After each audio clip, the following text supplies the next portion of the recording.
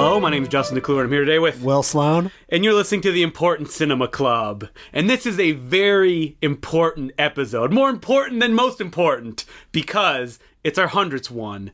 And we're going to be talking about Jackie Chan. I think that you and I, we each have our areas of expertise. We have our things that we love. And this, more than anything, is the topic that unites us. It's the one that we discuss probably the most. Yes. Jackie Chan. And we kind of made a joke of it when we discussed doing an episode on him that, it'll be our 100th episode, seemingly never believing we would make it that far. The thought, when we started this podcast, when I very reluctantly started this podcast and was ashamed to have a podcast in the early days, that we would make it to 100 was just too much. But now, here we are. We've watched a handful of Jackie Chan films. And for better or worse, this podcast is my life now, so, Hey. This is my legacy. You have other miscellaneous podcasts you also participate in. That's true. But this is the one that grounds you, that defines who you are, that will be carved upon your gravestone. When you put it that way. And it's been building to this. Jackie Chan.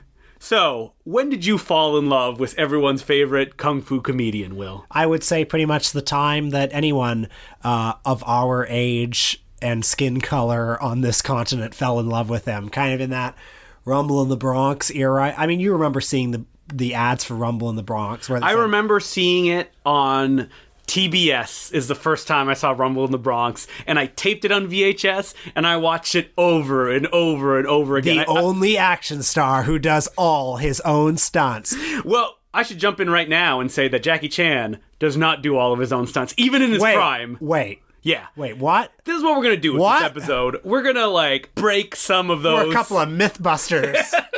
But the first one I saw was First Strike. I also remember being very impressed by seeing on TV a clip from the blooper reel from First Strike where he's jumping through the ladder and he keeps hurting himself over and over again as he jumps through the ladder. So I think that there is that level of endearing quality to him.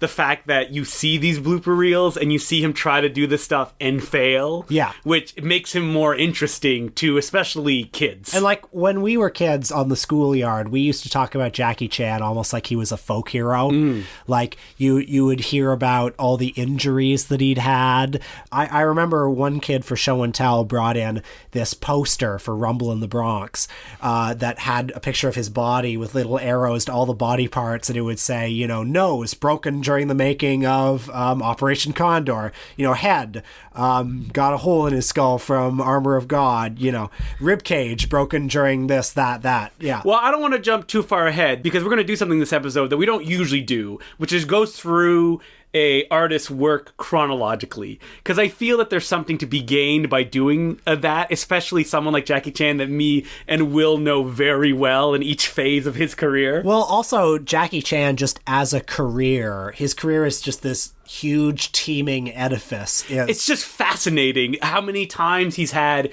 rebirth or he reevaluated what his career meant and went in a different direction, because we'll get to the Hollywood era, but in any other normal career, that is the end of it. And he's also a truly transnational star. He's somebody who, for many years, was the biggest star in Hong Kong, pre-handover Hong Kong, who created a different brand in Hollywood after several failed attempts. But he was also very popular in Japan. He was popular in South America and Europe long before he was popular in America. And now he's this Communist Party mouthpiece in China. He's reinvented himself in the last decade all over again.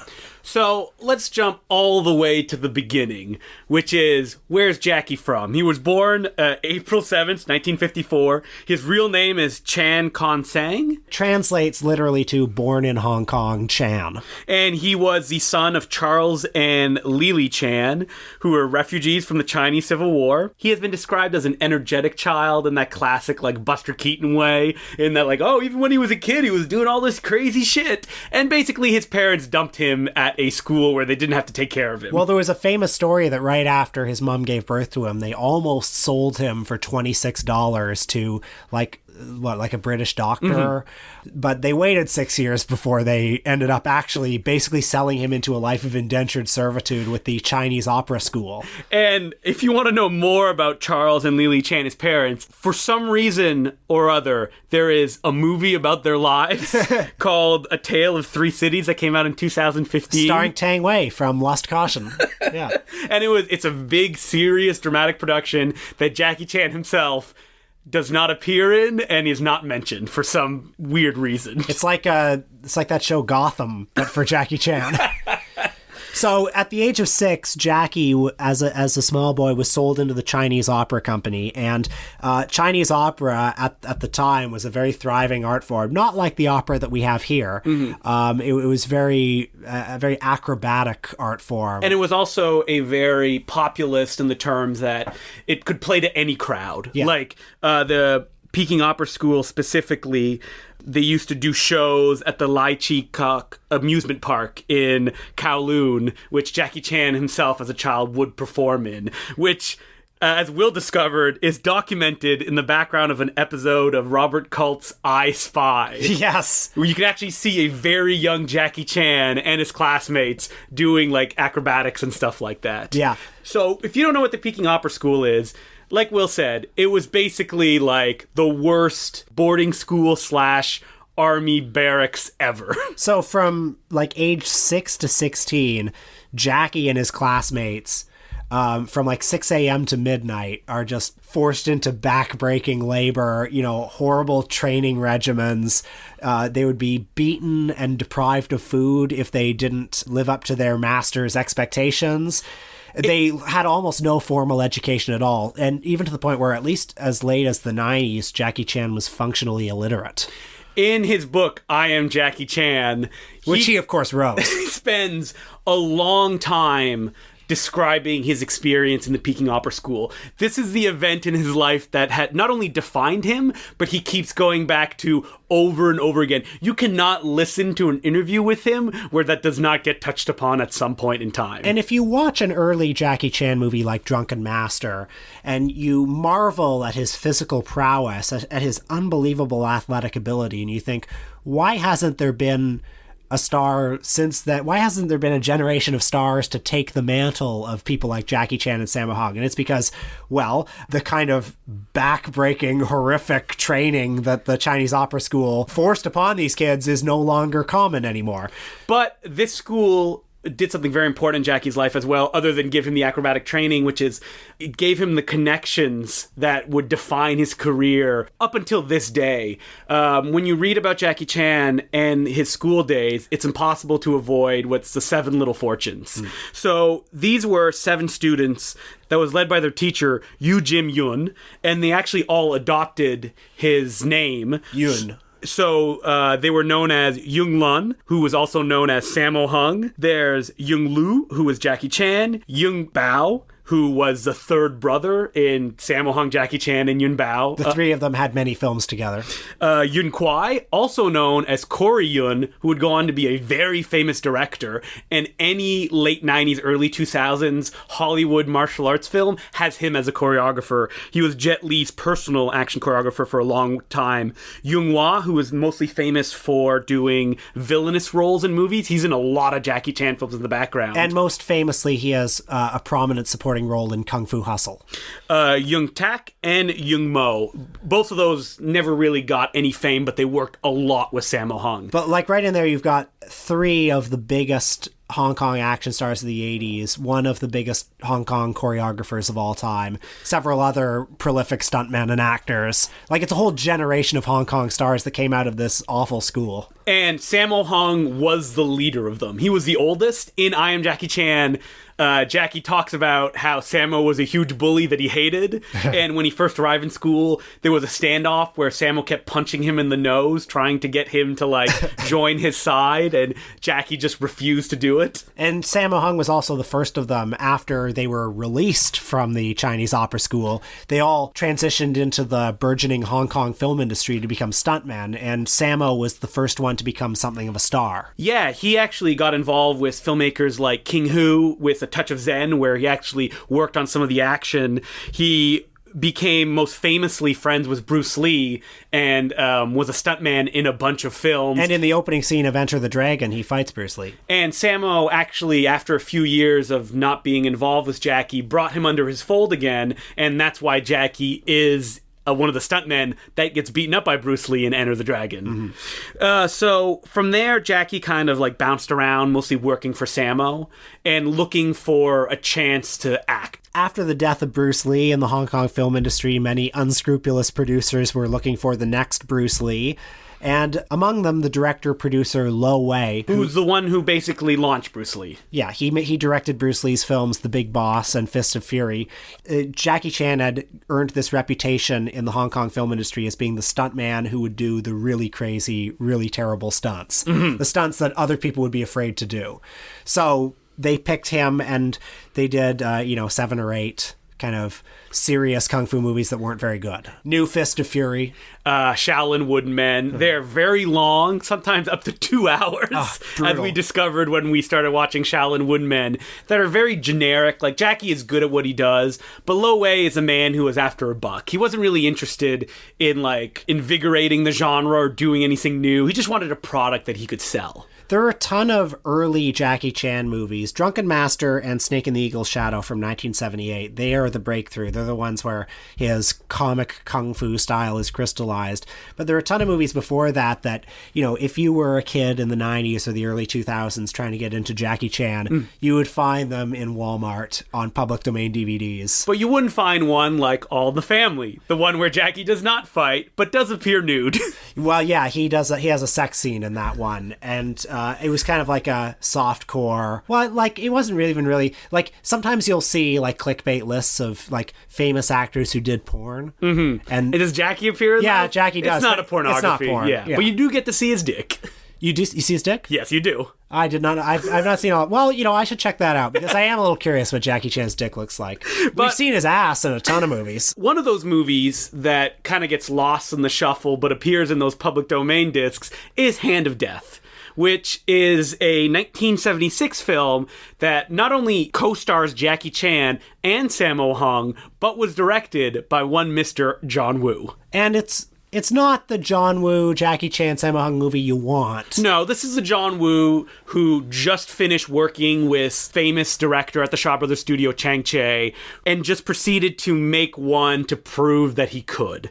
It wasn't his first film. It was like his third or fourth, I think. But you can definitely feel a filmmaker who just wants to finish making a movie. He's not going to reinvent the wheel here. Yeah, so I watched half of this movie for the podcast. You watched the whole thing. It is as average and generic a kung fu movie from this period as you can get, which means it's pretty watchable. The fights start pretty slow, but some of the ones in the middle, when I left off, were getting pretty good. Yeah, and by the end, there's like a big climax where the hero makes a team of people that includes Jackie Chan, and they go and take the villain, and they defeat him in a pretty cool battle. But it's one of those kung fu films that you would approach a few years down the line and go, wait, did I see that? Yeah. I don't know. And it would take you maybe 20 minutes to figure out if you had. Well, there's no humor, and all the characters are just straight plywood. And the fight scenes, the fight scenes seem average compared to other movies of that era, but then I don't know, you compare them to kung fu movies now, and like the acrobatics are pretty impressive. It's still from that era when you had all these like fucking Chinese opera people who could do like incredible backflips. Yeah, like in this movie, Sammo Hung, wearing the goofiest buck teeth in movie history, still does his Sammo Hung stuff. So he does like a bunch of backflips, and he's working with his crew. You get to see Yung Hua at one point, and Yung Bao shows up as an extra that gets killed. So all the core players that would go on to define the genre are present, but, they're still getting their sea legs. Yeah, Jackie has a pretty minor supporting role in this, although this is one of those movies that I think Fox got the rights to it and put it out on DVD with his face on the cover. And this is also a movie that he made before he'd had that Asian eyelid surgery that makes his eyes... Lo Wei made him get that surgery that kind of like opened his eyes. To make him look more Western.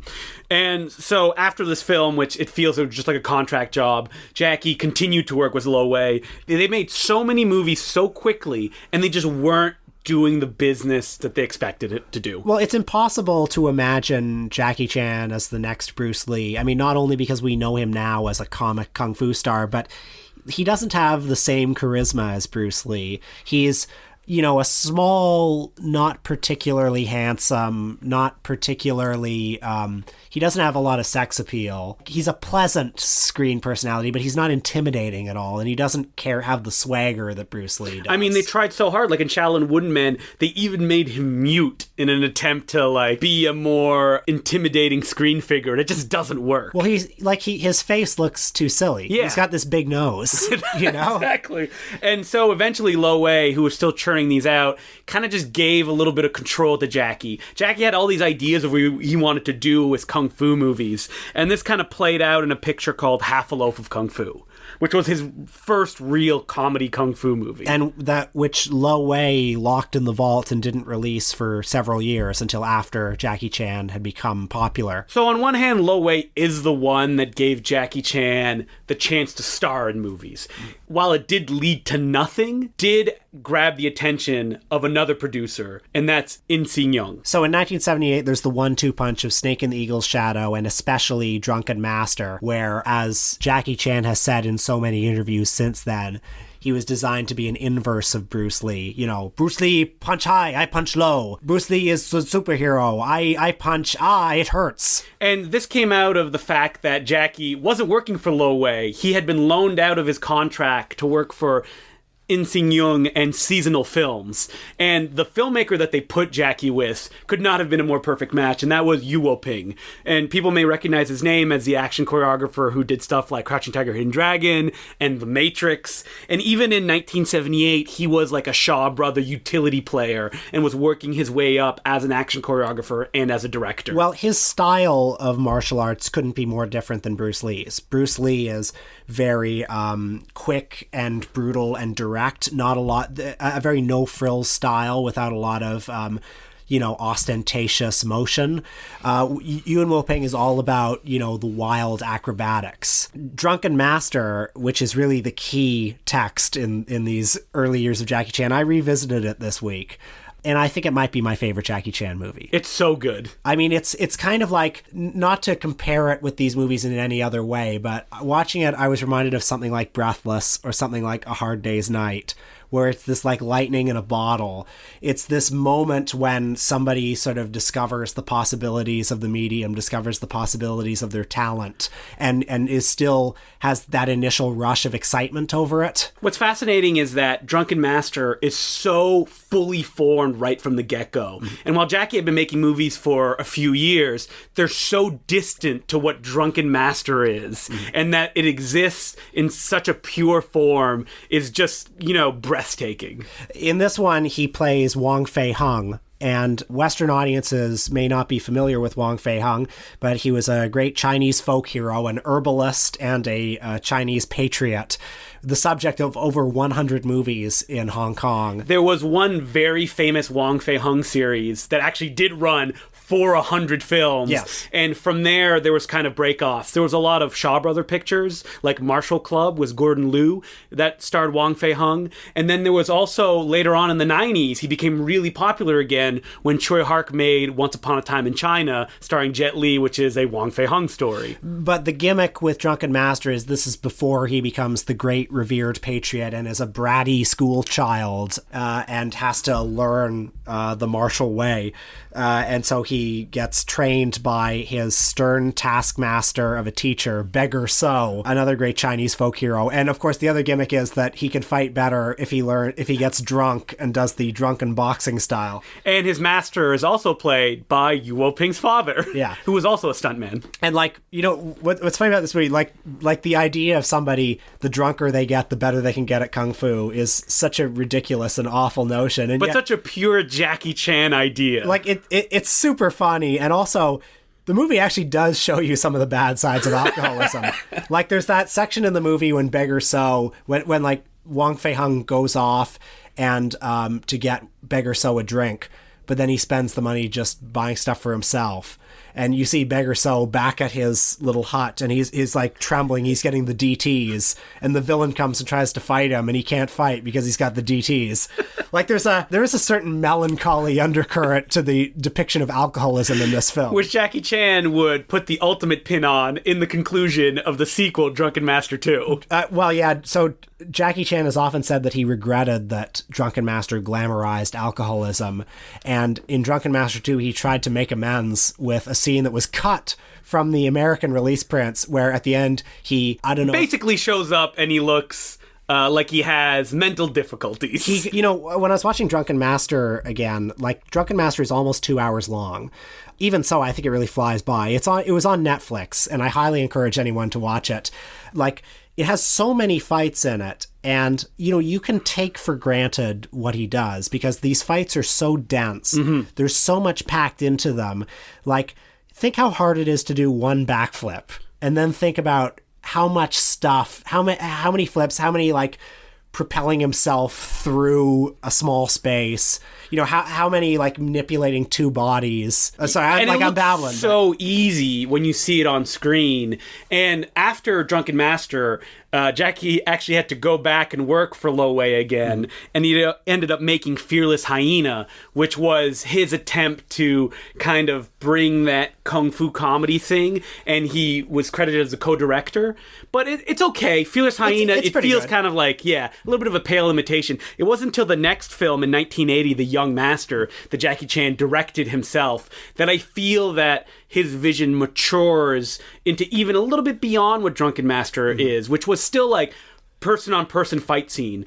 In The Young Master, he likes to talk about it as first official directorial debut.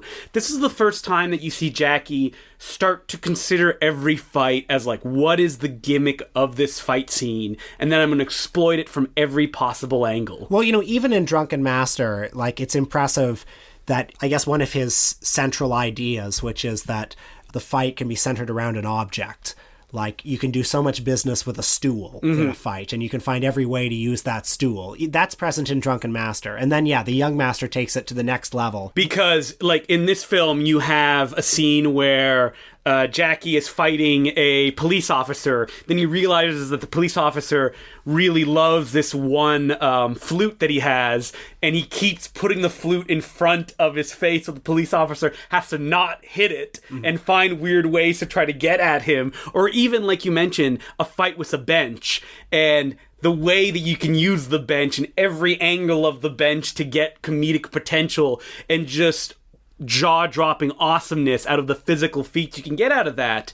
It's something that people very rarely discuss when they're talking about Jackie Chan. They say he does these crazy fight scenes. Well, we think of Jackie Chan so much in terms of stunts. Yes. And that's definitely how he was marketed when he was brought over to America in the 90s. It's like every movie is going to have a scene where he jumps from one building to the other building and risks death. Or there will be a scene where, he jumps through a ladder. It's all this, like, Guinness World Record shit. When it's difficult to quantify what he's actually a genius at doing, which is constructing a scene and having a back and forth and how all of these elements play together. Well, he's often compared to Buster Keaton. Revisiting some of his movies this week, that comparison seemed very apt because, like Buster Keaton, he's this little man in this giant machine.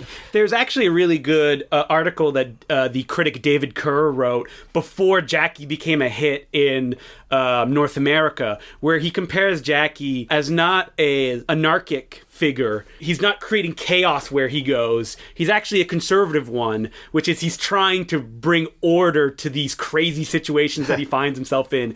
And the frustration that he feels not getting this order is where the comedy comes from. Yeah, like he's a very visual filmmaker who visualizes his own body as one part of a larger machinery. We watched one of his films, Miracles, this week, where he's doing all these shenanigans on a second-story railing and the spiral staircase. And it's like imagining the different ways that he can manipulate his body in this structure. That's what's so crazy about it, and it's frustrating because this kind of action will never be respected in the way that it deserves to be because the kung fu genre in it of itself is a lower class genre. Well, it's cliche to compare him to ballet, and I think people sort of maybe unthinkingly compare him to ballet, but you see some of these action scenes and they really are like ballet. Mm-hmm. Except better than ballet. Because it's harder. Yeah, it's harder and it's more complex, and there's also a level of difficulty in telling a story through this action. Mm-hmm. Because it's not just like a scene in Young Master, like the one that kind of climaxes the film, is this 20-minute battle between him and Wang In-sik, where Jackie is just pummeled to like nothing. I think it's one of the most brutal fight scenes in a Jackie Chan movie. And the levels that it takes to tell a story where you're engaged in what's going on and that there's a back and forth is so complex, but looks so simple on screen that it's almost frustrating as a fan of it, that you want to look around and go like, don't you understand why this is good? Yeah.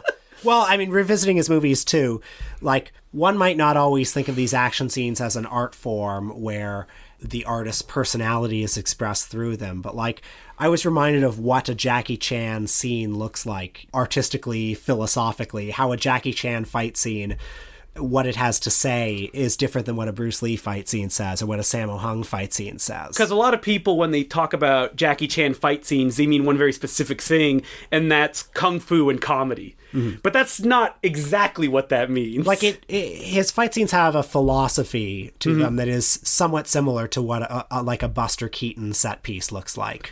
And it was actually pretty fast that Hollywood wised up, and Golden Harvest, the company that he was working for at that time, decided to try to make him an international star.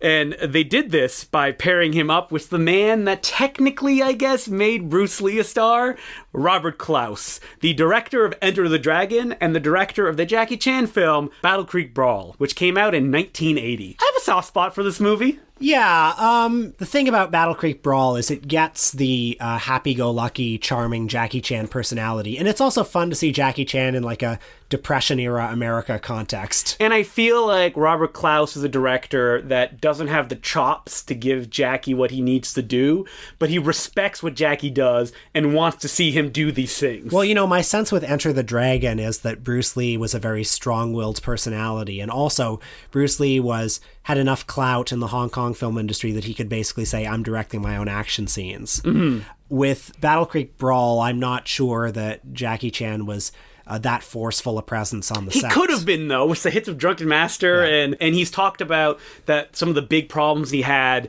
on the production is the fact that American stuntmen did not know how to react to the scenes that he would set up. Well, I think Bruce Lee was a much more self-conscious artist than Jackie Chan was. Like, Bruce Lee was a martial artist first and foremost. He regarded the movies as a vehicle with which to express his philosophy of the martial art.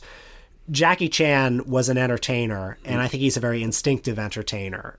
I don't think he has anything that he really, like any grand philosophy he wants to communicate, but a philosophy manifests itself nonetheless. But it does need certain elements to make them work as well as it can. Yeah. Because even in Battle Creek Brawl, there's prop fighting. There's like Jackie like pretending that he's not fighting but really fighting. That's sequences. a funny scene, yeah. But it's also stuck in a story that like doesn't quite know what to do with him. Mm-hmm. And we're introduced here to the thing that would define Jackie for the rest of his life, the fact that he just doesn't speak English very well. Yes. And this would never change. In an interview for Shock Cinema, Jackie's co-star Christine DeBelle from Alice in Wonderland? The pornography version? Yes. Mentions that she would spend all of her free time working with Jackie to try to improve his English. And in her own words, she said, I don't understand why it has not gotten any better since that time. Well, I mean, do you remember the bloopers in Rush Hour 3 when there's that bit where he says, maybe we should put on a dirty movie, only $9.99, and then he keeps cutting to alternate takes where Brett Ratner was feeding him different lines. So he'd be like, I like the ones with hairy women. I like a locker room scene. And then at one point he looks at the camera and says, what are you making me say?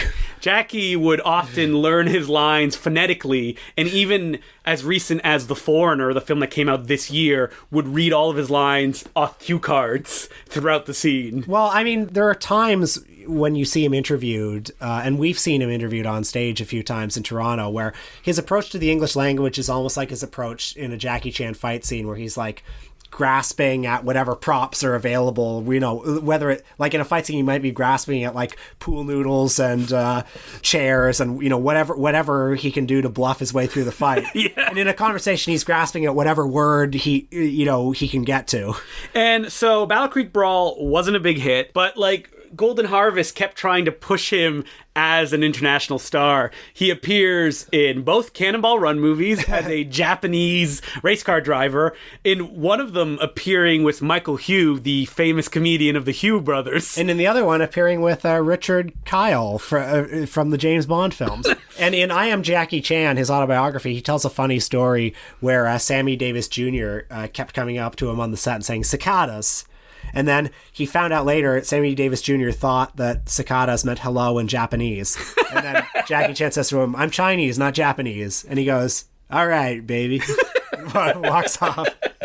I mean, we skipped the most famous Jackie Chan story of all time, which he says in every interview ever, which is when he first arrived at North America and he wanted to go and order breakfast. He goes to the restaurant and he says, "Egg, bacon, sausage," and then the waitress says something to him, and he has no idea what she could possibly be saying. He goes, because he had trained himself just to say those three words: egg, bacon, sausage. And in reality, what she probably was going to say was like, "How do you want your eggs?" Mm-hmm. And this is a story that he says in every interview to this day. We saw him on stage say that. And during that interview, he actually started to tell the story and went, "You guys don't want to hear this. You know this, right?" Yeah. And the interviewer was like, "No, you have to say it." And he's like, "All right, I guess this is what they want."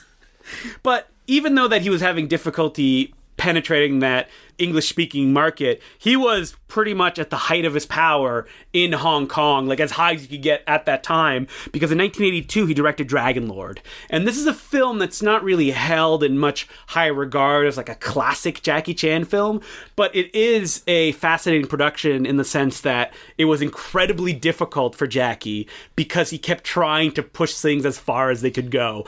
You've probably heard of this film only in the context of Jackie doing something like 1,000 takes to get something perfect. I believe he has the Guinness record for most takes of a scene for that film. And it's not a action scene in the conventional sense. It's him hitting a shuttlecock up in the air and then through a net. And a shuttlecock is basically a beanbag. But Dragon Lord is the last of his chop socky movies. Mm-hmm. And after that, he made Project A. Yep. Which is one of his best movies and is brings the kung fu genre to the 20th century, albeit like the early 20th century. And this is the first movie that he really got involved with Sammo Hung and Yun Bao in like kind of an screen element, because while they did share the screen here and there, they never like shared the screen in the sense that they were all starring, because they became known pretty much as the three brothers. Yeah, how do you feel about their chemistry in the 80s? What made it work? I think that they all bring something different to their roles and action in and of itself. Jackie is more of that clumsy everyman kung fu star. Mm-hmm. Sammo is very specific in the way that he fights, very brutal, and it's all like feels like real hits and direct. Mm-hmm. And Yun Bao, what he was famous for was acrobatics. Mm-hmm. He's the one who's doing all the crazy flips and stuff like that. He was the one that they would always utilize in their films to do the stunts for people. And he would continue to do that way deep into his career, even into the 90s, where he would do like the acrobatic flips for his co-stars. Project A is also the first movie where you see Jackie Chan start to become conscious of his place in the lineage of great screen comedians. So there's a famous scene where he pays homage to the Harold Lloyd Safety Last clock tower scene where he's hanging from the clock tower. But in this one, Jackie Chan falls from the clock tower and falls like 5 stories through 2 awnings and lands on his head. And I think this would be one of the first examples of Jackie Chan doing a stunt as a pure stunt. Yeah. Because that is not involving any specific skill. That is just him letting himself fall and hurt himself, essentially. Yeah. And what's interesting about that scene is that famously, he hung on the end of that, waiting to fall for days.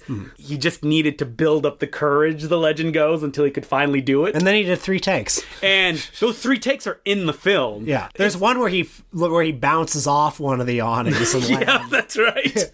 And even in that scene, they break the reality of it to show 2 different takes and 2 different things that happen. Yeah, and as Dave Kerr mentions in the article, that's when a Jackie Chan movie becomes a Jackie Chan documentary.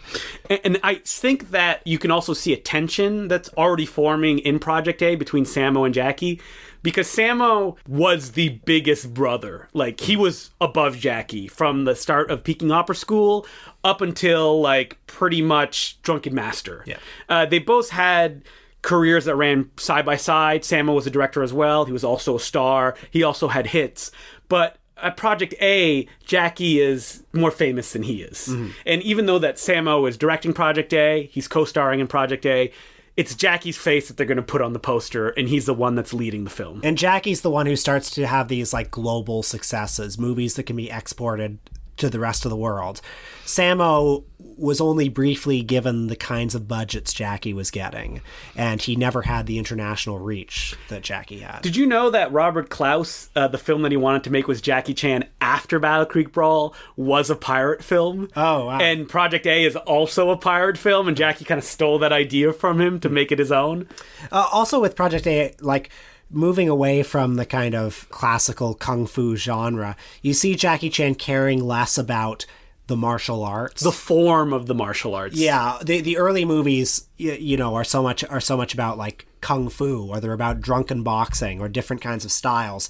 After that, he's more about combining just, like, whatever style of martial arts looks good for the camera at that particular moment, combined with stunts and with the possibilities of the sets. In the 80s, every movie would be a clothesline for 5 action sequences. A big one at the beginning, a big one in the middle, a huge one at the end, and 2 smaller ones. And the reason for that is the way that the reels were broken up at the cinema, is that you wanted the action scenes to hit basically in each reel. Yeah, and they would all be around, like, what's a kind of set we haven't used? So Police Story 2, there's a fight scene on a playground, and then they'll use all the different possibilities of the playground. Twin Dragons has a fight in an auto workshop, so you can use all the different possibilities of, like, cars and gears and pulleys and stuff. Jackie has often talked in documentaries and interviews that he approaches films principally from action scenes and ideas that he would like to implement in action scenes, and then crafting the story around those things. And oftentimes his movies in the 80s, like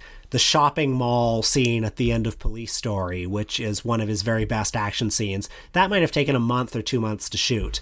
And the dialogue scenes, all the non-action scenes, might have taken 2 weeks at most. So they continued to try to make Jackie an international star, specifically in English-speaking languages, with films like Wheels on Meals, which I think is the best Three Brothers film other than Project A, only because there's a novelty to see Sammo, Jackie, and Yung Bao in a European setting where they play cooks that run a food truck, and they run into, I don't know what it is, gangs of some sort. Who cares? Yeah. Well, that's the first one where we see Jackie in sort of an international setting. And from the mid-'80s onward, Jackie becomes less Hong Kong specific. He starts to do more of these globe-trotting movies like Operation Condor, Armor of the Gods. It becomes his brand, and he's talked about it in terms of, like, oh, well, this is what a Jackie Chan film is like going around the world. Jackie Chan is not just Hong Kong, he's everyone. And this is also really starting to cement that, like, end villains will be, Caucasian fighters. Yeah. In the case of Wheels on Meals, it's Benny the Jet, who was a very famous, like, real-life martial artist. And I understand that, like, Jackie would approach villains in that sense because it gives it more of a, like, international flair. There's not that stigma of, oh, well, it's just 2 Asian people fighting. It's like, oh, it's an Asian guy and a white guy fighting. So it feels more real, I guess, like, which is, I don't agree with that, but you can see why someone would try to sell it that way. Now, in the 80s, he's getting bigger and bigger budgets, and he's getting more and more clout, and his international exposure is getting greater. And in fact, he started to crack Great Britain because Jonathan Ross did that famous TV documentary about him, The Incredibly Strange Film Show. And he did try to crack the English-speaking market again with a little film called The Protector. Ah, yes, directed by James Glickenhaus. A filmmaker who made a handful of action films, rose to prominence for a super sleazy X-rated action film called The Exterminator, and that's why Jackie supposedly said he wanted to work with him, and there could not be a more different tonal style smashing together. Well, first of all, I don't think there were a lot of American filmmakers lining up to work with Jackie Chan at the time, so it's not like he had his pick of the litter or anything. He didn't. But he did have his pick of the litter of partners that he could work with, because he picked our man, Danny Aiello. Buddy cop movie, Jackie Chan and Danny Aiello together at last. Which the film hangs on a sequence where Jackie goes, "Give me the fucking keys!" Yes, because he's supposed to be like a Clint Eastwood-style Dirty Harry cop. I mean, it's a somewhat... I have a soft spot for The Protector. It's okay. Well, he disliked the experience of The Protector so much that for the Hong Kong version, he filmed like 40 minutes of new scenes for it. And he actually went and took, like, the villain of the film, Bill Superfoot Wallace, and had him shoot new scenes, even ones that didn't involve Jackie, to just, like, pad the movie out with more action. That said, I prefer the Glickenhaus version. It's leaner. It doesn't have the weird Jackie comedy that he inserted in it. Stylistically, it's more coherent. Like, I would rather watch just a pure Glickenhaus film than a half Glickenhaus, half Jackie Chan film. And he doesn't say, "Give me the fucking keys." Give me the fucking keys. In the Hong Kong version. But as an artist, you know, as a filmmaker, the turning point in Jackie's career are with two movies in the late 80s. You watched Armor of God 2, Operation Condor, and we both watched Miracles. Let's talk a little bit about Miracles. This was really his bid for a big prestige production. It's a 1930s set gangster remake of a Frank Capra film, A Pocket Full of Miracles. Yeah, you know, just a lavish film with musical numbers and crane shots, and Jackie loves his crane. You know, like old-timey cars, and you get to see Jackie in like an old-timey suit with a fedora. He plays a simpleton who, through a bizarre circumstance, is named as the head of a Hong Kong triad society, and he tries to make this gangster society legitimate. Meanwhile, he moves on to help a poor, like, flower lady, like in Chaplin City Lights, basically, like a poor flower lady, reunite with her daughter. The daughter thinks this flower lady is a rich woman. So what Jackie has to do is create this tableau with all of his gangster friends to make this flower lady look like she's rich to impress her daughter. And there are many, like, beautiful, lavish scenes with crane shots in the nightclub. Yeah, but that's not what we care about. What we care about is the fighting. We care about the fighting. Well, actually, first of all, one thing I want to say is Anita Mui. Is that how you pronounce her name? She's died since then. She was a very big Cantonese pop star and actress, and I think she is, without a doubt, Jackie Chan's best female co-star. You can see her as well. Actually, that's not true. Michelle Yeoh is his best female co-star, but Anita Mui is very good. You can see her in Drunken Master 2 as well as Miracles, and what she brings to Jackie Chan is a level of equalness. Like, he would often cast women in his films that were like bumbling fools and didn't know what was going on, and Anita Mui is the only one that seems to be in control, and I think the reason for that is that she was as famous as he was, and she gets to be really funny in his movies, exactly too. She gets to be as funny as him. You know, Miracles is over 2 hours long. You feel it. Yeah, it's definitely got a lot of fat on it. Like, there's a whole section in the Hong Kong version where Jackie disappears for 25 minutes. Yeah. It's charming, though. It looks good, and the fight scenes are as good as it gets. Yeah, this is pure Jackie Chan. Like, watching the fight scenes in Miracles, there's nothing he could do in those sequences other than maybe tying them coherently to the storyline. This is such a weird movie to have this, like, kind of lavish 30s gangster comedy in a Hollywood style with kung fu scenes. He was very inspired by Hollywood musicals, and maybe that's his answer to the musical numbers are these fight scenes, which are insane. There's so much going on in them that you can get like a visceral thrill just from watching them on the first get-go, but watching them again, you will notice little details that you didn't spot the first time. There's a fight scene at the end in a rope factory where ropes are utilized in every possible Or how about way. the rickshaw fight? Yeah, it's crazy. And they're fight scenes where you want to play them almost in slow motion just to take in all the things he does.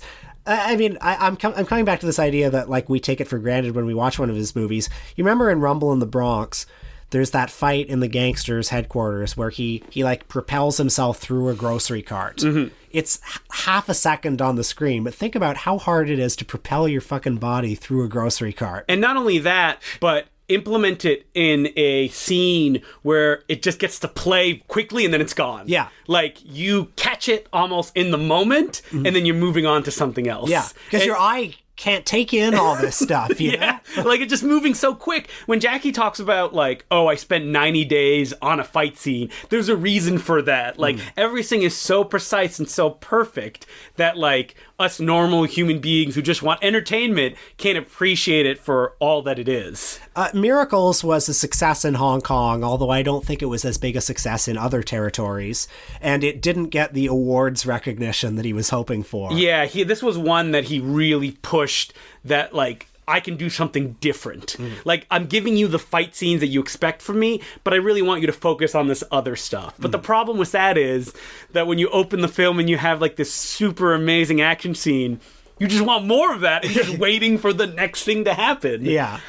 He did win all the awards that he usually does. Like, he won for Best Action Choreography, which is an actual award to this day at the Hong Kong Film Awards. Yeah. And he wanted picture. He wanted director. yeah, he won all that. actor. I think he was nominated for some of them, Yeah, but I sure. don't think he took them home. But then Armor of God 2, Operation Condor was sort of his Waterloo as a director. So we have to understand that Jackie, as a director, had a lot of experience. He, started with The Young Master.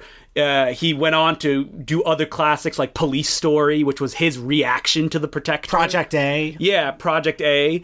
And then he did Project A2, which was like 4 times the budget of Project A1.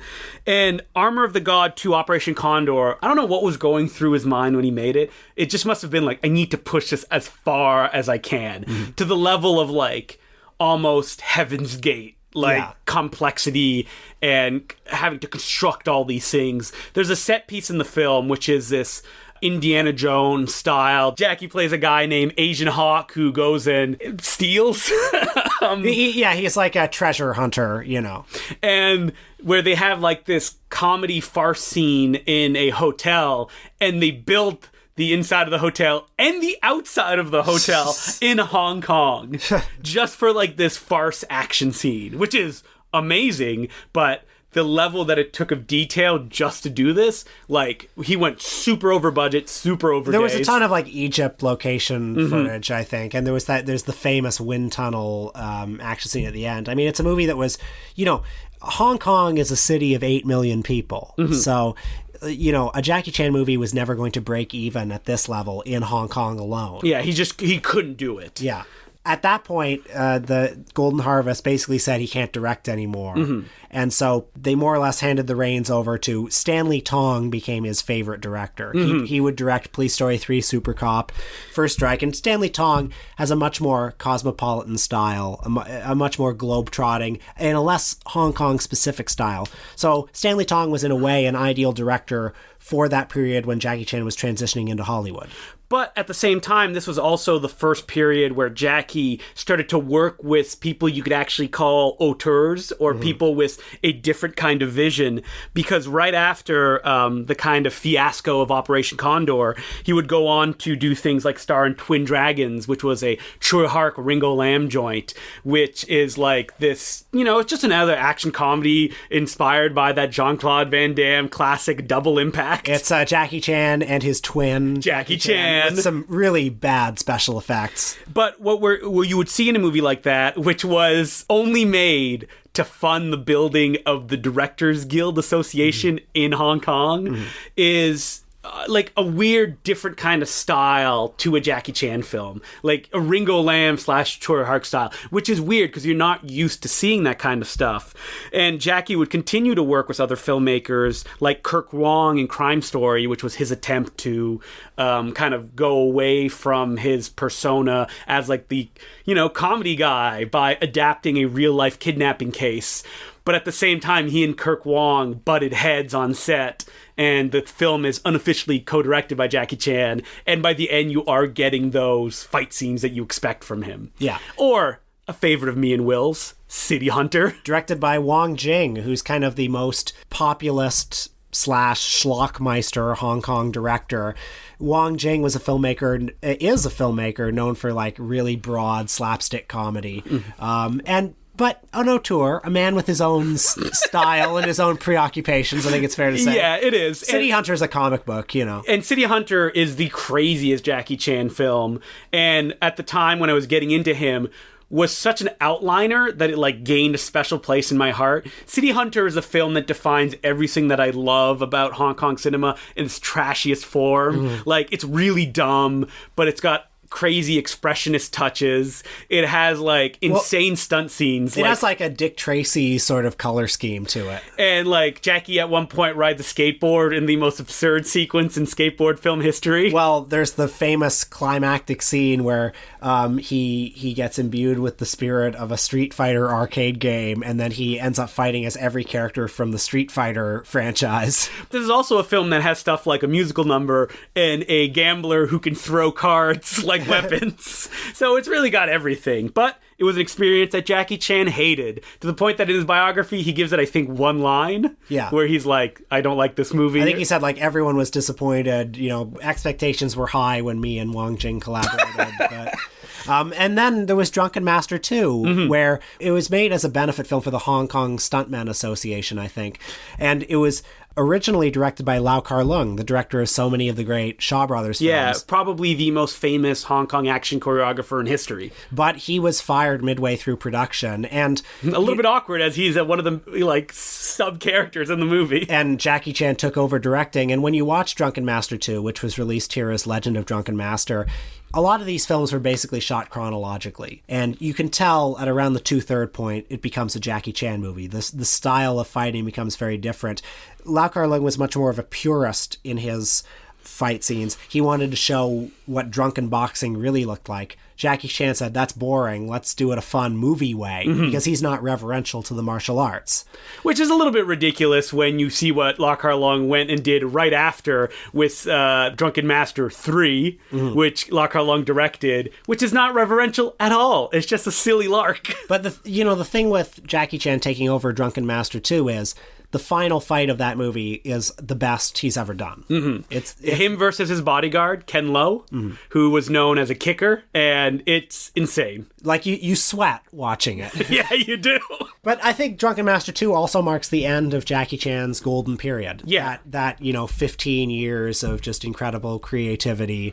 After that, he had Rumble in the Bronx and First Strike and Mr. Nice Guy, which are fun kind of like stunt movies. Well, before we move on to his Hollywood period, we skipped over a film that me and Will watched for this podcast. Oh, yeah. And that's the Jackie Chan Sammo Hung classic, Heart of a Dragon. This one came out in 1985, and it's a movie that only could have come out in Hong Kong in the 80s. So this is a movie where these kung fu stars did what all big major kung fu stars / action stars try to do. Try to rebrand themselves. And they did that by making a drama that was basically Simple Sammo. Yes. Where Sammo plays Jackie's brother. He's mentally handicapped. Yes. What's a nice way to say it? Like, simultaneously, you're supposed to laugh at him, but it's also like a very sentimental, And this is a film where, while you were talking about that they shot it chronologically, you can definitely feel that in this motion picture, where nothing happens for an hour,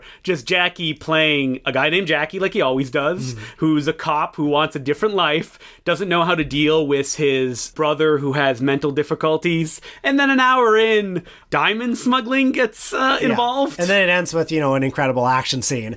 I don't think they did a lot of research into what a person with mental handicaps with problems faces, because Sammo Hung plays him as if he's just an overgrown child. Mm-hmm. You see him hanging out with children. You see him like wearing like dumb overalls and playing with toys, for God's sake. Yeah.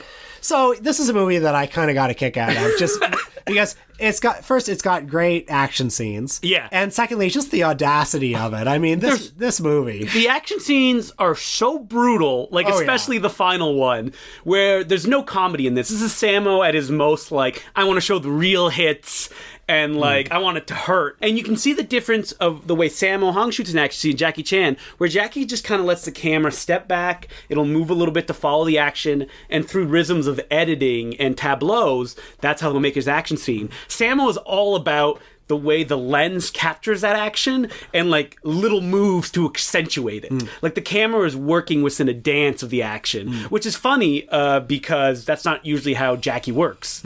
We also would be remiss not to mention the Lucky Star films, which Jackie would appear in. Those were Sammo Hung's movies. Sammo and a team of 4 or 5 Hong Kong comedians doing shenanigans. Very problematic shenanigans. Yes. Very, very, very kind of like sexist shenanigans. But these movies were very popular. In Hong Kong, the Lunar New Year is like their summer movie season where all the big blockbusters come out. And these would be like popular entertainments for like disposable mass appeal films. But they're punctuated by really solid Jackie Chan action scenes. Well, which is the one where like he's rollerblading and he literally rollerblades under a moving truck? I don't know, because they're all just like Lucky Star films. There's one of them where Jackie is in a haunted house in the climax of the movie, and they're famous for Jackie having his worst fashion choices out of any of them, including, I believe, like he has like a big yellow one-piece jumpsuit at one point. Yeah,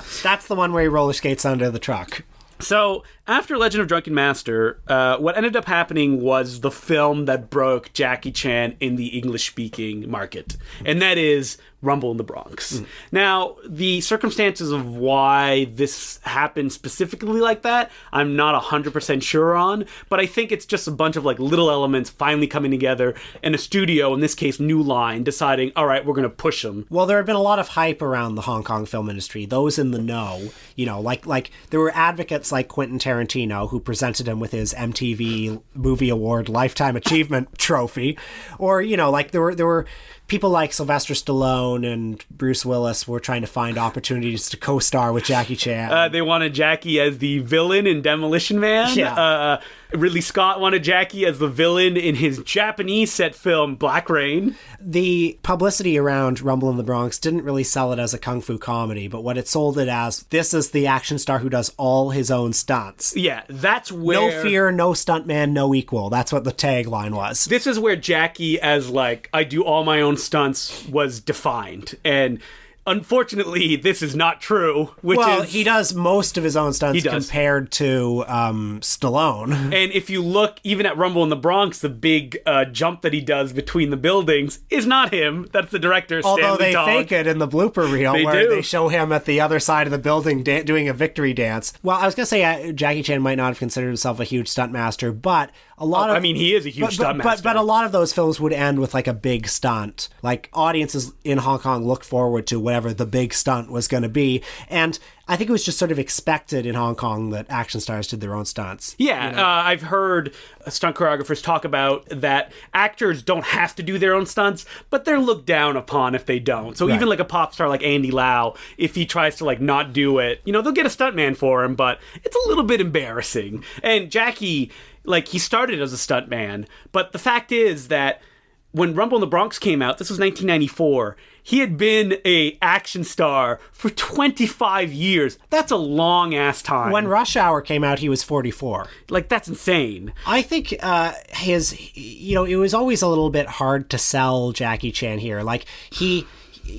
when he appeared, he seemed like a big breath of fresh air because compared to Stallone, Schwarzenegger, Steven Seagal, he's this, like, meek. He's not like this super alpha, muscle-bound movie star. He's kind of humble and modest. One of the big trailer moments from Rumble in the Bronx is like when he falls off the hovercraft and he gets up and someone says, "Are you okay?" And he goes, "No," and he runs off. Like, he was the action star who would get hurt and allow you to see him get hurt. And I think what Rumble in the Bronx has for international audiences, and what the distributor of the film believe would sell, is, hey, it takes place in an environment that everybody knows. Yeah. And like, oh, okay, we can watch this. He's not fighting pirates or something like that. He's fighting just punks and goons. We can understand that. Yeah, and he's fighting in Vancouver, clumsily looking like the Bronx with mountains in the background. Jackie has been quoted saying that they tried their best to not have the mountains in the background at first, and then he went, fuck it, I don't care. If they're looking at the mountains... we failed. It doesn't matter. What I love, too, about that movie is, like, there are so many, like, canned establishing shots of, like, the lower Manhattan skyline. And it's like, the Bronx is as far away from that as you can get. Yeah. But this movie went on to be a huge hit, making New Line Cinema $36 million.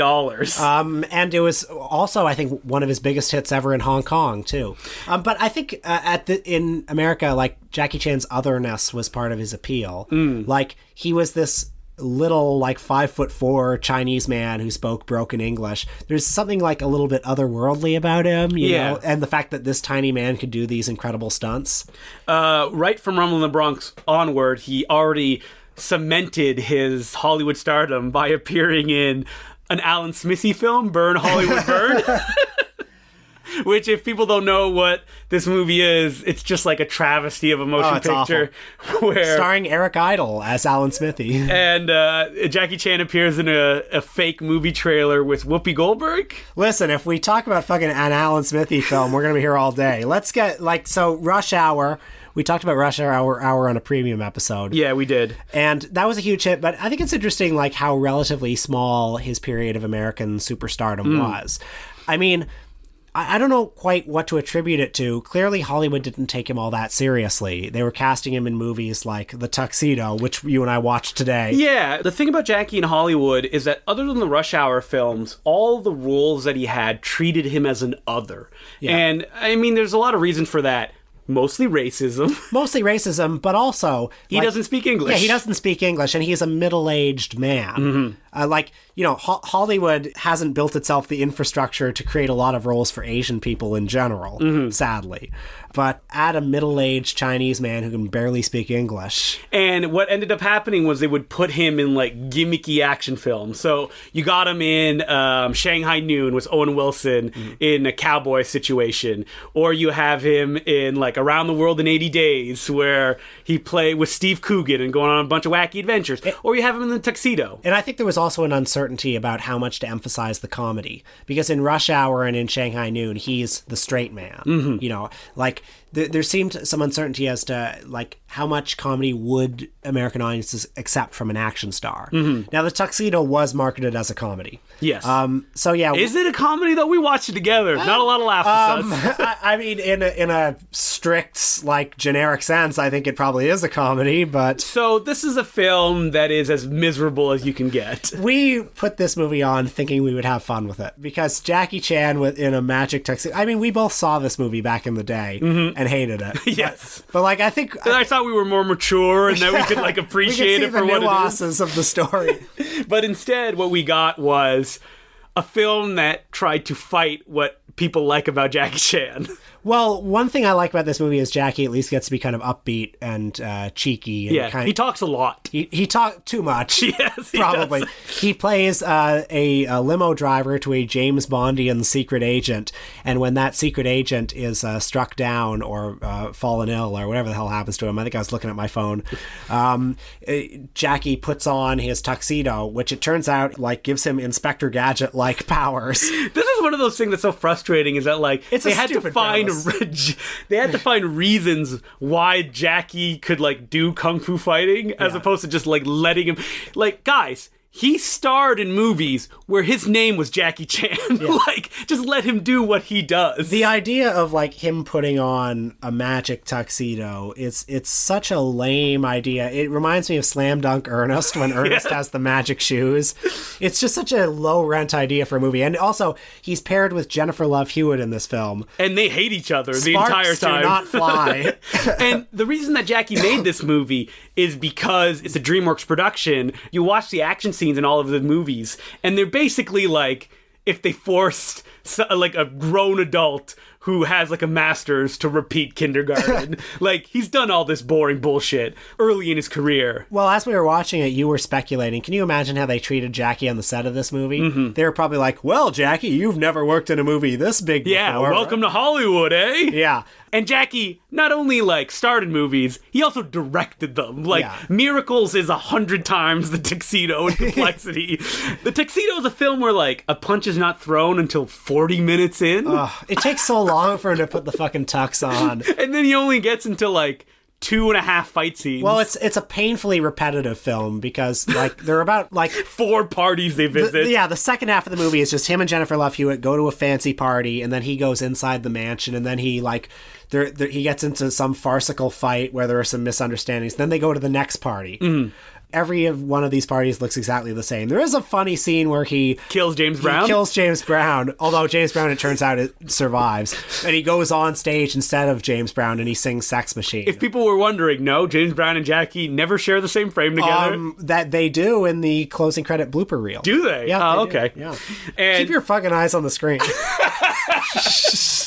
This is the Tuxedo we're talking about. This is a film that obviously has the stink of some no-name hack directing it. And this is the case of every Jackie Hollywood film. You know, watching the Tuxedo, you don't see Hollywood movies at this level that are this junky anymore. Mm-hmm. Like, this is probably a $70 million big studio movie. And it has this very, like, kind of childish... Yeah, it treats its audience like they're idiots. Yeah, and, like... all the villains are kind of like they're like henchmen in a Joel Schumacher Batman movie. Well, it's a film made by people who hate the kind of movie they're making. Yeah. Like, there's no joy in this. Whereas now, you know, like a movie like this, you know, movies at this level in Hollywood studios have kind of prestige casts in them, like Marvel Comics movies, for instance. Mm-hmm.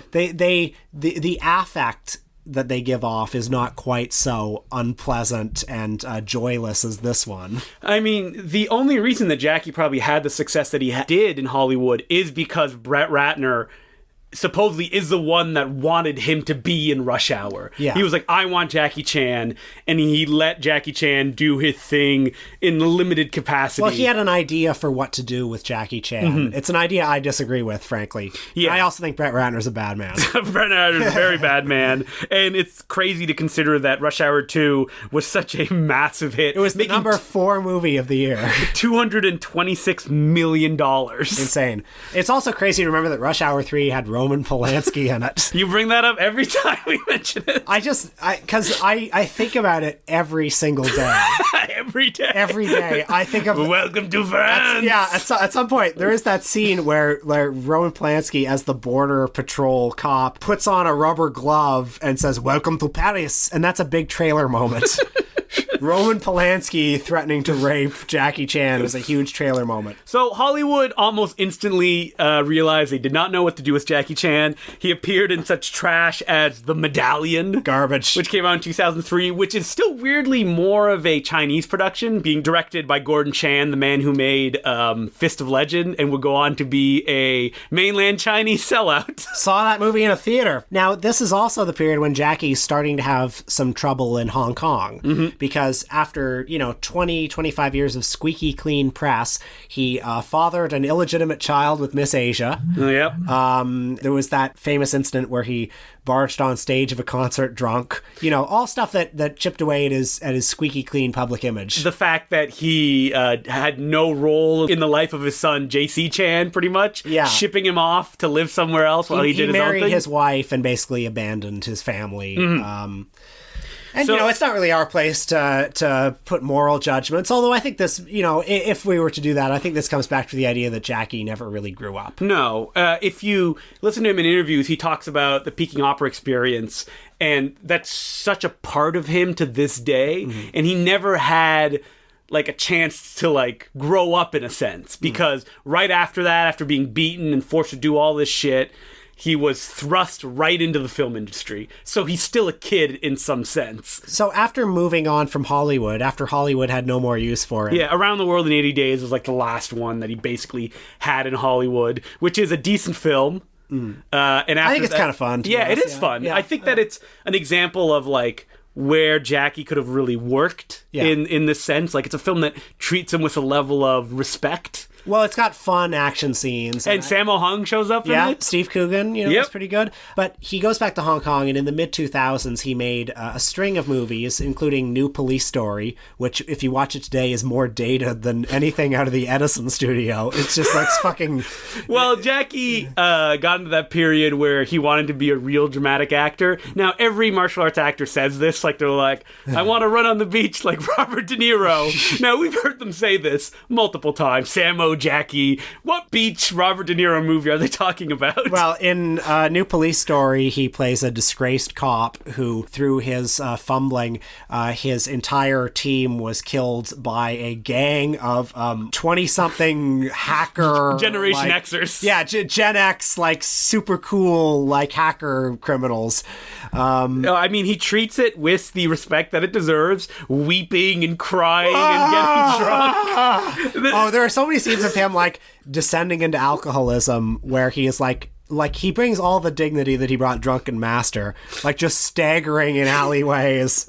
And after New Police Story, which does feature good fight scenes, it's one of the last of his movies, I think. He would go on and make stuff like Robin B. Hood, which is the nadir of Hong Kong Jackie Chan. But, this was around the time that the Hong Kong film industry was starting to collapse. Or, well, not starting. It was well into collapse for a variety of factors.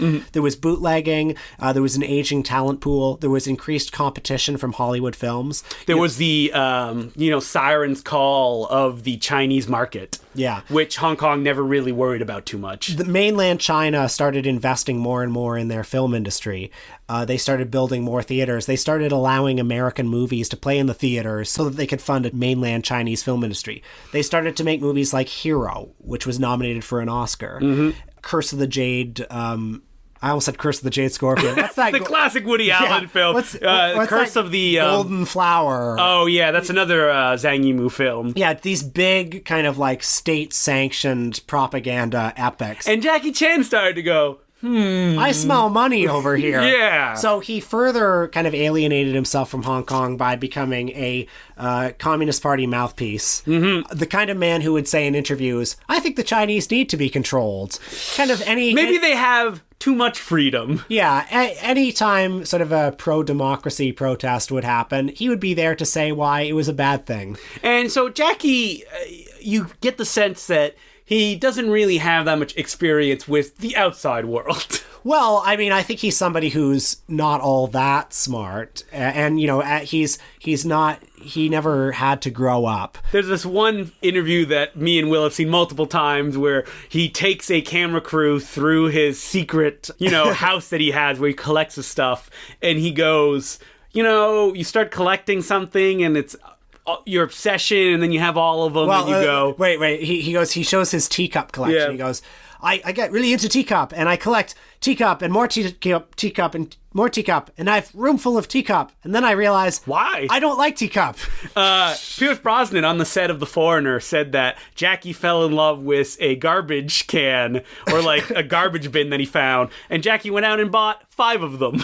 That's ridiculous. It's crazy. But to your point about how the Chinese Opera School is so central to his DNA... Like, I think he is an authoritarian. Like, he grew up under the iron fist of this master, and I think he believes in a certain kind of... I mean, it's the way he treats his son. Or the way that he treats his stunt crew. Yeah. There's an Esquire piece, I believe, that appeared recently where Incredible. he is described as like this dictator-like figure who, when he's done eating, everybody else has to stop eating as well. The Jackie Chan stunt team sounds like Scientology or something. It's this weird cult. So, I mean, I don't think it's disingenuous, his turn into being a propagandist. Like, it didn't come out of nowhere. He's I wish the movies were better. Well, he's done a string of films. Like, he did a historical propaganda film called 1911, which is... I threatened that me and Will were going to have to watch it. Well, I saw it in a theater, and it was one of the worst experiences of my life. It's so boring. You and I... had the unique privilege of seeing his movie Chinese Zodiac play at the TIFF Bell Lightbox. The third in the Asian Hawk trilogy. Yeah. And this was one that Jackie spoke about in terms of a return to form. Like, he's going to bring that Jackie Chan style action back to the screen after being watered down in Hollywood for so long. This is a movie where he's Asian Hawk is this freelance mercenary treasure hunter who goes around the world stealing artifacts, and it's set against the backdrop of the 12 Zodiac heads that were pillaged from the Forbidden Kingdom, how they were selling at auctions for record prices. And this was a great historical humiliation for China. So he has to go around collecting these Zodiac heads so that... And getting into... lame fight scenes along the way. Lame fight scenes, but Oliver Platt plays the sinister auctioneer who at one point says, these Chinese will pay anything for their artifacts. Their patriotism is our profit. So this is the time that Will started liking Jackie Chan in a different way. Well, I mean, Jackie Chan breaks my heart. Yeah. Like, I hate seeing him become this. Well, he should have just retired. So, there's a whole... Like, Chinese Zodiac, you really have to see it to believe it. And I think the Chinese... You have to see the Hong Kong version. Yeah, see the original Chinese version because it has all the great propaganda stuff. By the way, I wrote an article for Hazlitt called Jackie Chan, the Anti-Ai Weiwei, where, I mean, you'll be able to read more of my thoughts on this subject. If you haven't got enough of it. But, like, there's this whole commune... Like, Jackie visits this commune that's supposed to be, like, really vibrant and youth-led of, like, international young Chinese artifact repatriators. And they're like cool 20-somethings in a clubhouse atmosphere. And one of them says, now remember, we don't disrupt the social order. We don't pose problems for the government. Oof. Or what about that scene when, like, they're touring this palatial French estate where this, like, the heiress talks about all these Chinese artifacts she's inherited, and this Chinese woman who's there, they have this Socratic dialogue about how can you justify pillaging these artifacts from a largely agrarian country? Oh my God. Just stilted, awful dialogue. Well, Jackie, one of the reasons that he did become that propagandist is that he had problems in Hong Kong where he wanted to do a bunch of stuff and the government would not allow him to do it. Yeah. And then when he came to China, they're like, oh, well, you're Jackie Chan, you're a star. You can do whatever you want to do. Well, because Hong Kong is a small place. You can't just, like, fucking... I think he wanted to buy, like, a bunch of, like, apartments or, like, houses along and, like, do a demolition and build something else there, and they wouldn't let him. Well, there's endless space in the mainland. Yeah. Well, probably not endless, because the mainland's probably happy to let him, like, torpedo a small village. It's Jackie Chan that did it? Yeah, that's fine. Yeah. But Chinese Zodiac, me and Will had the pleasure of seeing it with Jackie Chan at the TIFF Lightbox. Okay, so we were told he had been there that week to introduce several of his screenings, and we were told that he had to get on a plane to Beijing. He couldn't make it, but they played a video introduction, and so we were all a little sad about that. But we watched the movie, and of course, laughing all the way as the movie goes on. Like it gets increasingly ridiculous, and people are just openly laughing. And then at the end of the movie, somebody comes out and says, "Ladies and gentlemen, Jackie Chan."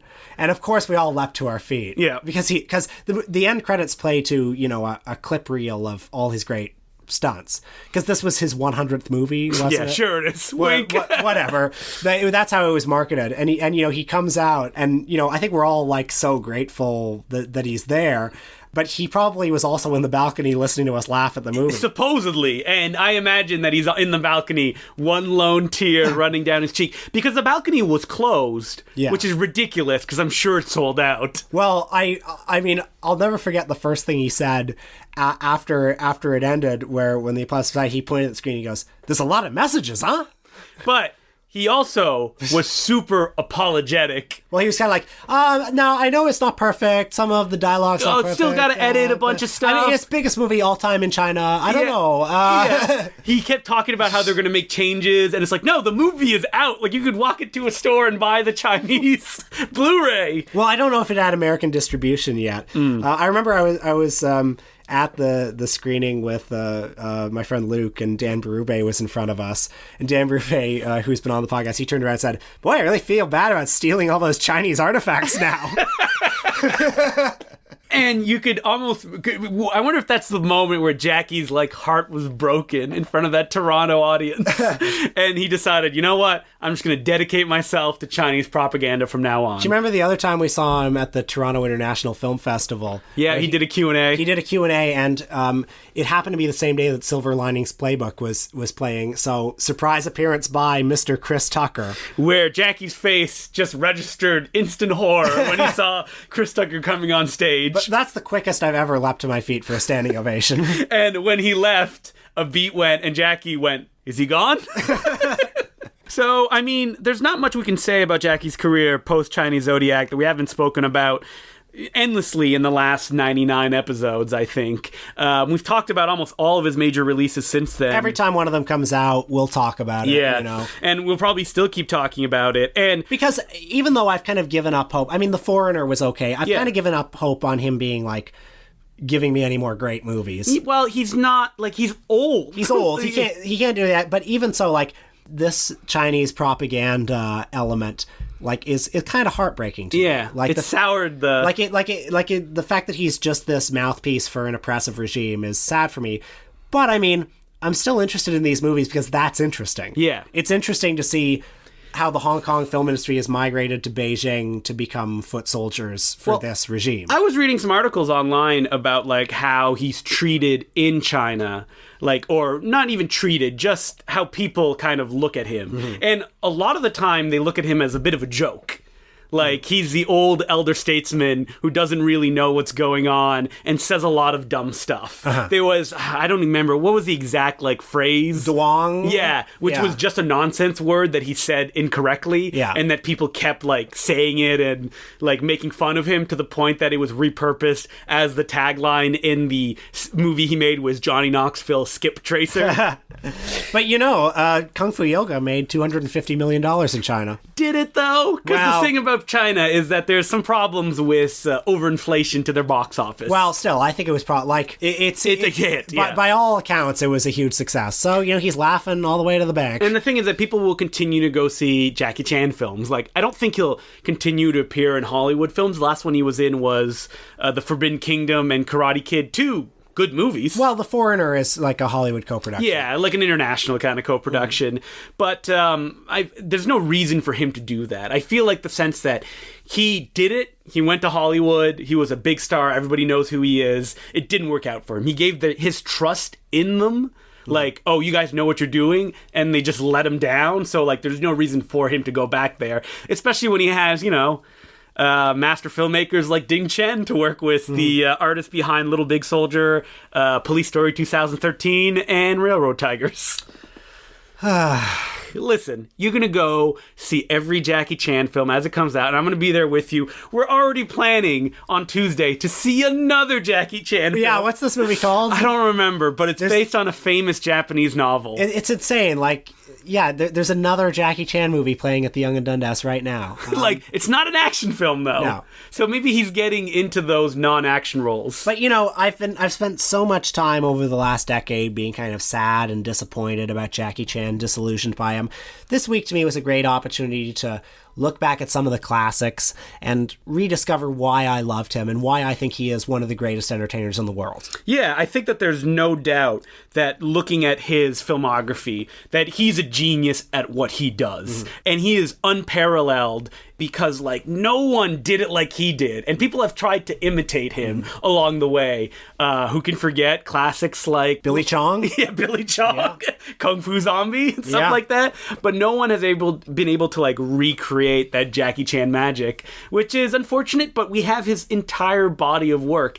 And, you know, until they die out, all the people that he worked with are still kind of working, like Nicky Lee, who was the head of his stunt team. Any, like, Hong Kong film that you see these days is choreographed by him. So it's like that, you know, level of artistry still exists, and it's going to disappear one day because nobody is helping it out and there's nowhere for it to flower from. Yep. It's too bad they're not selling more children into slavery. Yeah.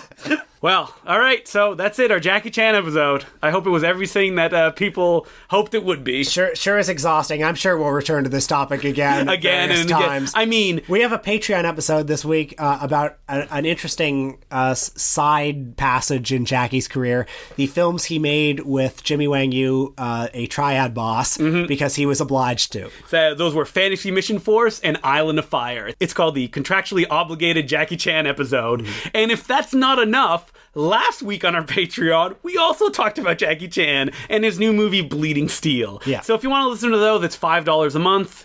You get 4 episodes of the Important Cinema Club that are exclusive to the Patreon every month. Do we have any letters, Justin? We do. But before we get to those, I want to say this right now. Episode 200. Godzilla. Yeah, let's do it. It'll be our super Godzilla episode. People are going to have to wait another 100 episodes. I don't know if I can wait 100 episodes. We're going to run out of filmmakers by that point. So, as per usual, you can send us letters at importantcinemaclubpodcast@gmail.com. Our letter this week goes, First Spanish subscriber. Hey, Justin and Will. Thanks a million for such a great podcast. After spending weeks searching for one I liked, I somehow stumbled upon yours a couple of months ago. Take that, film spotting. Been a fan since. In fact, I've just subscribed to your Patreon. You are the kind of guys that I would love to meet in a party and make friends with. I have 2 questions and no suggestions. Sorry, our friends limit is filled. I got one, and his name is Will Sloan. One of the reasons your podcast is so awesome is that you pay attention to your fans. Thank you. Do we? You would not be reading my letter otherwise. You're right. So my question is, how are you going to handle the success that is surely to come? Well, we're 100 episodes in, and the success has so far been modest. You will be overwhelmed sooner or later. Are you going to become that friend we all have as kids who turns cool over the summer and no longer says hi in the school hallways? I think Will is already there. Yeah, do I say hi? No, you try not to make eye contact. I think I try to maintain a healthy distance. I like to get into conversations with people, and then, you know, after a minute and stuff that we could talk about runs out, I awkwardly look around for a way to get out of it. I value my privacy. Listening to your older podcasts, I've seen all the cool contests you have made. Are you planning another one soon? I want to participate. We'll get back to that in a second. And now my suggestion. I have recently discovered a director that I have really enjoyed, and I think it would be a good fit for an episode. Terrence Fisher from Hammer Films. His movies are quite interesting, takes on classic monster movies. Keep up the good work, and Happy New Year from Spain. We should consider doing that. I'm really not a huge Hammer Films fan. I haven't experienced enough of them, I think. I mean, there was always something about Hammer Films that strikes me as a little bit. I mean, I don't know. You compare them to like what the Italians were doing, and they're not quite as energetic. They're very specific culturally at that moment. Yeah. I think that the people who like them love them and sometimes get obsessed with them. And because we weren't there to like kind of absorb them in our youth. But I think like maybe we should consider that for a Shocktober thing, because like maybe if we watch a bunch of them in a row. Yeah. All right. And Borgia also says, P.S. Add me to the list of people who have discovered Detour. Thanks to you. Hey. Loved it. Well, this ties into the contest thing. So me and Will were hanging out at Will's apartment, and I saw a stack of DVDs that were on there, and I went, oh man, this one looks like it was like a bootleg of some sort. And he's like, oh yeah, this company put it out, blah, blah, blah. And I went, Will, we should put stuff out on Blu-ray. And it's like, yeah, why? Like, what's keeping us? Well, number one, we need movies to release. Or do we? Because there's a little thing called the public domain. So, me and Will, under the Important Cinema Club banner, we're not sure what the label is called yet, are putting together a Blu-ray for the film Detour. Yeah. Which, surprise, surprise, is under the public domain. So what we're going to do is we're going to put it together a Blu-ray. There's going to be a second feature, which I don't know if we're going to announce, but we'll wait on that. And we're going to do commentary on it. There's going to be like video essays and basically whatever you would want on a Blu-ray, including like an essay, little booklet and stuff like that. You mentioned you always kind of dreamed of having your own public domain film label, right? I did. Yeah. Where we can release a mixture of like noir, Poverty Row, kung fu films, Bruceploitation. God, this is going to be so fun. That's what we're going to do. We're probably going to put them up on the website at some point, specifically Detour, but we're going to do a contest for people that are Patreon subscribers. So if you're like on the fence and you're like, I don't know if I should become a Patreon, do it now, because we're going to do like a draw for, I'm not sure how many Blu-rays yet, but they'll be numbered because we're not going to make that many. Like, why would we? And you made it this far in the episode. Yeah, so get on there, become a Patreon subscriber, and soon you will be able to hold a copy of Detour, basically hosted by the Important Cinema Club. Yeah. I don't think we'll do video content in the sense that like we're going to appear on camera. Whoa, who knows though? I've got a face for radio. Yeah, but commentary tracks, like all that jazz. Ooh. And you know, finally you'll be able to put a copy of Detour beside the, like, I guess, hundreds of public domain releases that have been put out. Yes. Gold star. Okay, so again, you can send us letters at importantcinemaclubpodcast@gmail.com. And next week, we're going to be doing an episode that we have to do, which is going to be our top 10 lists. Yeah, why not? Way late. Yeah. Does it feel like early that people have been doing it this year? Well, it seems like they all put them at the beginning of December. It's like, what the hell? Yeah, because all the press screenings are at the beginning of December to, for the critic awards. I haven't had time to watch The Greatest Showman yet. Like, I can't make my top 10 list. So that's what it's going to be next week. I'll be seeing father figures this week. Perhaps you'll want to join. So we could definitely decide if that makes the cut or not. Until then, my name is Justin LeClue. I'm Will Sloan. Thanks for listening. So this is our 100th episode, and we're going to make it all about us, right, Will? How did this podcast start? I knew Will, not as a friend, but more of as an acquaintance. As a friendly enemy. Yeah, he's the guy that I hated his Twitter. Yes. Which I would tell him every opportunity that I could. Justin's not joking either. No. Matthew Kumar still hates my Twitter and tells me every time I see him. Does he still follow you? I think he does. Okay. Well, he might not anymore. Yeah, who knows? Yeah. But when I got to know Will better, I discovered that he was like a film fan who knew a lot about cinema. He seemed like a smart guy. He had glasses, and he was a nerd like me. And I don't know how I got the guts to be like, hey, Will, we should do a podcast together. I think we had hung out a few times before, right? Yeah. And you pitched it to me on the idea, let's talk about King of Comedy and Cracking Up. And I went right to your, like, the shortcut, Jerry and then I said, oh, yeah, sure. And then all of a sudden I found myself at your apartment talking about it, and then all of a sudden next week I also found myself at your apartment talking about it. You know, it just kept going from there. And I think, in the early days, I must say I was a little insecure about the podcast. The idea of two white guys having a movie podcast, you can tell in the early days you're not taking it too seriously. Like, you're undercutting things a lot. I know. All the time. I know. Podcast, it hurts growing up. But then all of a sudden, I became a podcast impresario. Now I have two podcasts. That's right. One of them very successful and the other Important Cinema Club. Yeah. But what do you think that Important Cinema Club, like doing the podcast, has it expanded your vocabulary of the way you talk about film? I don't think so.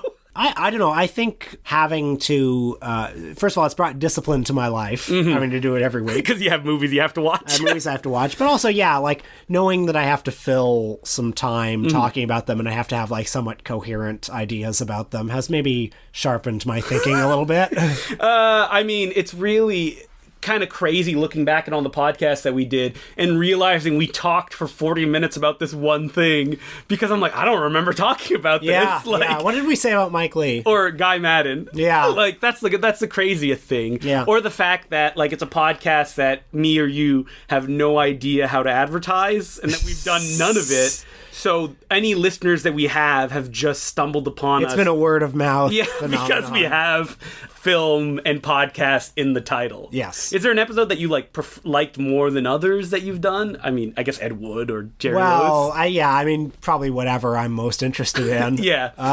Has there been anything that you've discovered, like that you've gone like, whoa, I didn't know I liked this that much? I think Kelly Reichardt might be one. I mean, I always liked her, but that was a topic that sort of clicked for me in a new way when we did that episode. What about you?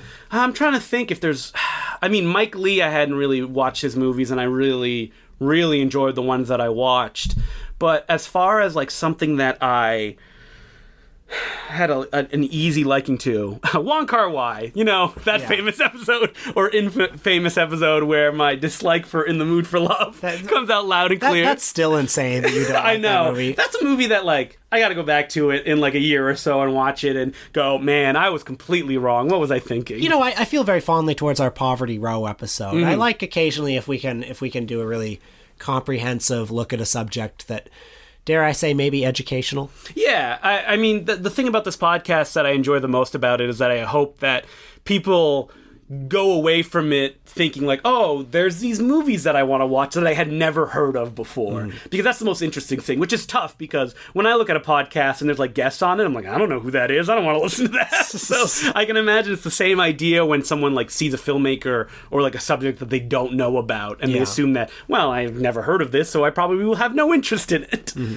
But where do you see the future? Like, are we going to run out of filmmakers or topics that we can talk about? I see us within the next few weeks developing a Chapo Trap House sized Patreon account. Can you imagine that it will just take like one famous person to like tweet us out, and then we actually get like random listeners? If Justin Bieber tweeted us out, fellow Canadian Justin Bieber, then like things would be different. We're going to say right now, if you're not a Patreon subscriber, all the good stuff are in those episodes. But listen, Justin, to me, this is all about you and me. Yeah. This is all about our friendship. I think we've grown as friends. Yes, I would say so as well. I feel like we were not friends particularly long before the podcast started. Probably just like 6 months. Yeah, or not even like acquaintances. And then probably like maybe 2 months we were hanging out. And then all of a sudden it just... Well, when you're forced to hang out with someone every week and have a conversation with them, it's different. And I do really appreciate the friendship that we have now, Will. And then we hug on the podcast. Oh, I'm gonna cry. And then we say, please donate to our Patreon, $5 a month. Yeah, because if you don't, this friendship is breaking up. That'll be it for the important. We don't actually speak outside the podcast. No, never. Absolutely never. But, I mean, like, the future does hold some interesting things, like maybe a live show coming up soon. I don't know. Maybe we'll talk about that soon. You know what? Less popular podcasts than us have done live shows, so why not? Even though our listenership in Toronto is seemingly very small, according to the numbers. Well, we're a big international fan. You know what? I think all our friends in Toronto just see us and don't need to hear us. They hear from us enough. Like, they don't need to listen to us every week.